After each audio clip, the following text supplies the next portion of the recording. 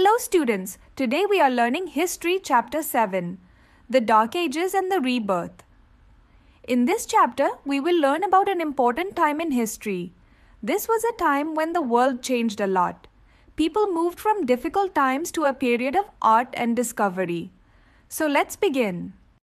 Around 800 BC, long after the Indus Valley civilization ended, two very important groups of people became famous in Europe, the Greeks and the Romans.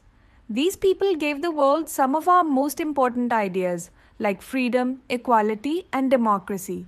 They were also very clever and developed many new ideas in science and the arts. The Roman Empire was very strong between 100 BC and AD 100.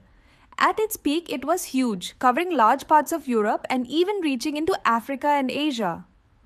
However, by the 5th century, Rome became weak. Fierce tribes from northern Europe attacked the empire until it finally collapsed. After the empire fell, it was replaced by many smaller kingdoms. This long period from the 5th century to the 15th century is known as the Middle Ages.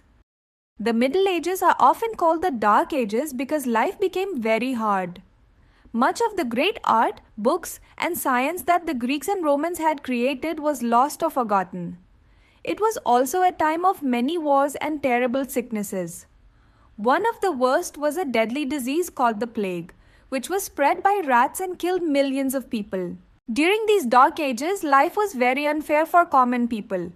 The land was owned by rich and powerful people called nobles or lords. The poor villagers, who were called peasants or serfs, were forced to work on the lord's land like slaves. The lords gave them almost nothing in return, and the peasants lived very sad and miserable lives. Because things were so unfair, some people became outlaws. These were peasants who secretly stole from the rich. You might have heard of the famous outlaw Robin Hood, who stole from the rich to give to the poor.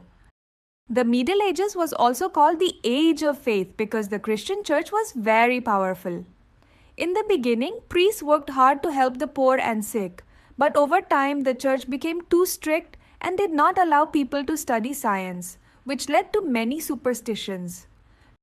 During this time, there were also wars called Crusades. These were wars fought for about 200 years between Christians and Muslims to take control of the holy city of Jerusalem. Around the year AD 1350, a wonderful change started in Italy and spread across Europe. This movement is called the Renaissance, a word that means rebirth. It was like the world was waking up again. People rediscovered the beautiful art and culture of ancient Rome and Greece. This time marked the end of the Middle Ages and the beginning of the modern age. The Renaissance was a time of great creativity. Artists like Michelangelo painted famous pictures, and buildings became more beautiful.